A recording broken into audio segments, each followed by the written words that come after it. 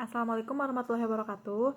Perkenalkan, nama saya Nopisa dari kelas 7E dengan NPM 19111000193. Di sini saya akan memaparkan materi tentang pengambilan keputusan etis.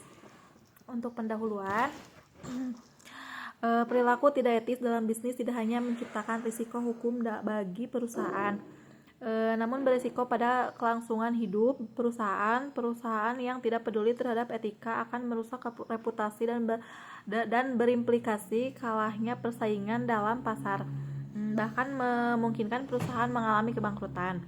Nilai-nilai etis adalah keyakinan dan prinsip-prinsip yang secara adil untuk bertujuan kesejahteraan.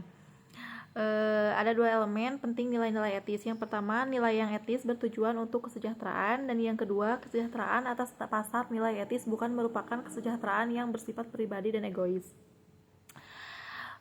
Untuk sementara prinsip etis, etika bisnis menurut Sony Kerap 1998 dan diikuti kembali oleh Muhammad Muslim 2017.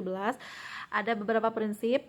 Yang pertama ada prinsip otonomi, dan yang kedua prinsip kejujuran, dan yang ketiga prinsip keadilan, dan yang keempat prinsip saling menguntungkan, dan yang kelima prinsip integritas moral.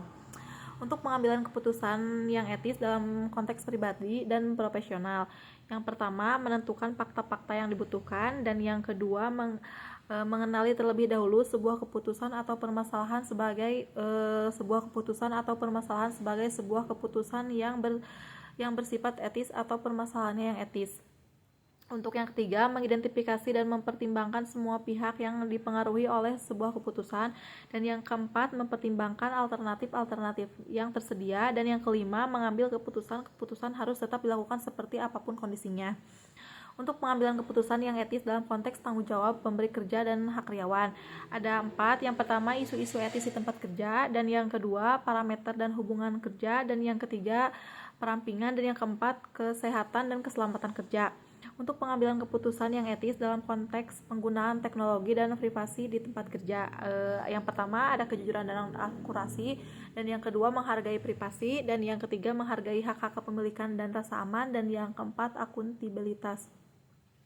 Untuk pengambilan keputusan yang etis dalam konteks pemasaran, yang pertama ada kejujuran, dan yang kedua ada keadilan, dan yang ketiga ada kesehatan, dan yang keempat ada keselamatan bagi konsumen.